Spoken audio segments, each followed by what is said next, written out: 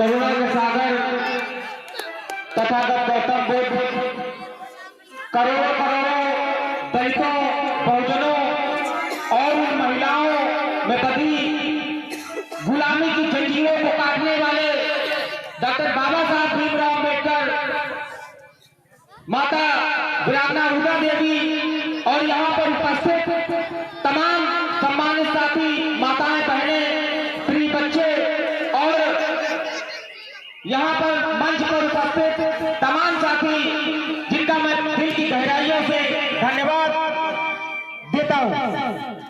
साथियों, बहुत कम समय मिला है अपनी बात को रखने का, लेकिन इन कम शब्दों में मैं कुछ बातें आप सभी के समक्ष रखना चाहता हूँ।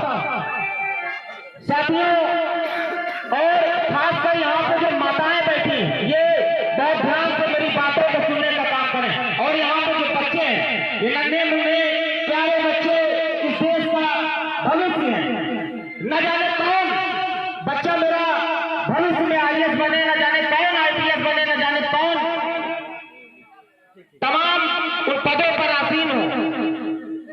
मेरे बच्चों, मेरी माताओं, मेरे साथियों, मैं आपसे एक अपील करना चाहता हूँ बस बहुत कम शब्दों में कि यहाँ पे जो बौद्ध कथा हो रही है और हमारी बहन जूली गौतम जी को मैं दिल की गहराइयों से धन्यवाद दूंगा कि ये बौद्ध कथा के माध्यम से इस समाज को एक करने का, इस समाज को हमारे महापुरुषों की जो संघर्ष है उनको बताने का काम ये करती है। इनको मैं दिल की गहराइयों से धन्यवाद देता हूँ। मेरी माताओं, आपसे छोटी सी अपील ये है कि यहाँ पे सिर्फ ये जो बौद्ध कथा ये खाली एक मनोरंजन का साधन नहीं है। यहाँ से आप लोग कुछ सीख के जाइए।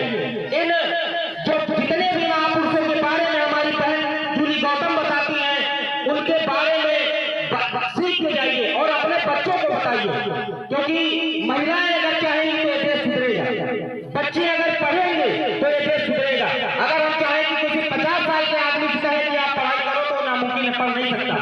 हमारी अपील खासकर बच्चों से, युवाओं और महिलाओं से को अपने बच्चों को पढ़ाएं और याद करें डॉक्टर बाबा साहब अम्बेडकर की उन बातों को। जब डॉक्टर बाबा साहब अम्बेडकर ने कहा था कि मेरे बहुजन समाज के साथियों, मेरी माताओं, बहनों, मेरे बच्चों, मैं इस कारवा को बहुत मुश्किल से यहाँ तक लाया और यहाँ तक इस कारवा को यहाँ तक लाते हुए न जाने मुझे कितनी कठिनाइयों का सामना करना पड़ा, न जाने कितनी गालियां खानी पड़ी, न जाने कितनी बेइज्जती झेलनी पड़ी। मेरे बहुजन समाज के साथियों, मेरे युवाओं, मेरे बच्चों, इस कारवा को अगर आप आगे न ले जा पाना तो इस कारवा को कभी पीछे मत जाने देना। लेकिन क्या हो रहा है बताइए, क्या हो रहा है? कौन इस कारवा को आगे बढ़ाने की बात करता है आप बताइए?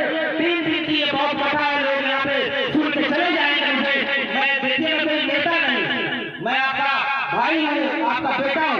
मैं यहाँ पे चिकनी चुपड़ी बातें करके आपका दिल बहलाने का मनोरंजन करके मैं यहाँ पे नहीं जाना चाहता हूँ, मैं सच्चाई बताना चाहता हूँ। 3 दिन की बहुत कथा, 3 दिन की बहुत कथा सुन के आप लोग मनोरंजन करके यहाँ से चले जाएंगे।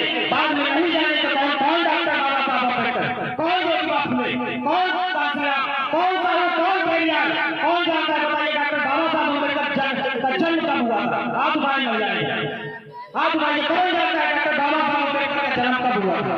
और 2 दिन से ये कथा चल रही है, क्या सीखा आपने बताइए? सभी लोग हाथ उठाएंगे क्योंकि बाबा साहब का जन्म दिखाया था। वही इसीलिए पूछा, बताइए कौन जानता है? उठाओ मेरी माता बहनों हाथ, जरा मैं जानूं कौन क्या सीखने आता है, बताओ।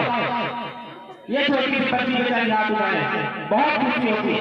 इसीलिए मैं बोल रहा हूँ कि ये सिर्फ मनोरंजन का साधन नहीं है, ये सीखने का जरिया है, ये समझने का एक जरिया है। आप सीखिए, समझिए उन महापुरुषों के बारे में जिन्होंने अपने लहू का एक कतरा आपके लिए कुर्बान कर दिया, जिन्होंने अपना पूरा जीवन आपके लिए कुर्बान कर दिया। डॉक्टर बाबा साहब अम्बेडकर जैसे महापुरुष जिन्होंने अपने जीवन में सुख नहीं पाया, वो पूरा सुख, पूरा सब कुछ कुर्बान करके चले गए। डॉक्टर बाबा साहब अम्बेडकर ने अपने 4 बच्चे कुर्बान किए। क्या आप उनका जन्मदिन बनाते हैं? 14 अप्रैल जब आता है तो लोग जाग पड़ते हैं, 6 दिसंबर जब आता है तो लोग जाग पड़ते हैं, कहीं बहुत कथा होती है तो लोग जाग पड़ते हैं। लेकिन 3 दिन के बाद जब अवसर में आता है तो कोई नहीं जानता कि डॉक्टर अम्बेडकर कौन, उनका जन्म कब हुआ था, उनके संघर्ष क्या डॉक्टर बाबा साहब अम्बेडकर ने कहा था शिक्षित बनो, संगठित रहो और संघर्ष करो। और जब तक आप शिक्षित नहीं होंगे तब तक आप ये मत सोचिए कि डॉक्टर बाबा साहब अम्बेडकर का संविधान सुरक्षित है। आप ये मत सोचिए कि डॉक्टर बाबा साहब अम्बेडकर संविधान 100% लागू हुआ। डॉक्टर बाबा साहब अम्बेडकर का संविधान अभी 25% खाली लागू है, और जिस दिन 100% लागू हो जाएगा इस देश को विश्व गुरु बनने से कोई रोक नहीं सकता। ये बात आप जान लीजिए, कोई नहीं रोक पाएगा। और हम लोगों को प्रयास करना चाहिए कि डॉक्टर बाबा साहब अम्बेडकर का बनाया हुआ संविधान 100% लागू कराना इस देश में। वो तमाम संगठन, वो तमाम पार्टियां, मैं किसी संगठन, किसी पार्टी, किसी का नाम नहीं लूंगा यहाँ। मैं एक संगठन का छोटा सा कार्यकर्ता हूं, और मेरे साथी, तमाम सम्मानित साथी, तमाम संगठनों के सम्मानित साथी यहाँ पे बैठे हैं। मैं सभी साथियों से हाथ जोड़कर एक अपील करने आया हूँ कि मेरे बहुजन समाज के साथियों, माताओं, बहनों, मेरे दोस्तों, मेरे भाइयों, आप सब लोग मिलकर डॉक्टर बाबा साहब अम्बेडकर का संविधान बचा लो। हम लोग बड़ी बड़ी बातें करते हैं मंचों पे, हम लोग बहुत बड़ी बड़ी बातें करते हैं मंचों पे, लेकिन कौन जानता है भारतीय संविधान के बारे में? आप बताओ, कौन जानता है? बहुत बहुत धन्यवाद। मैं आपको बताऊं, 2500 साल की गुलामी को काटने वाले अगर कोई था तो डॉक्टर बाबा साहब अम्बेडकर से उनका संविधान था।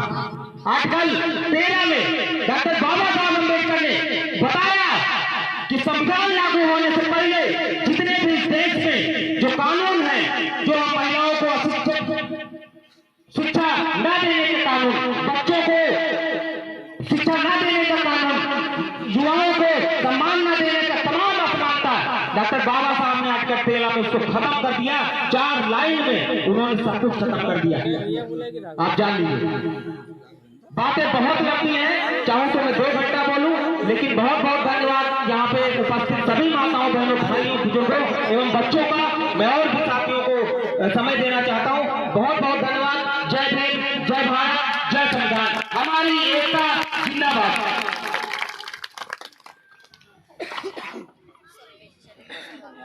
बहुत बहुत धन्यवाद बड़े भाई राष्ट्रीय अध्यक्ष बहुजन आर्मी। साथियों, अभी आपके सामने बड़े भाई देवा रावत जी ने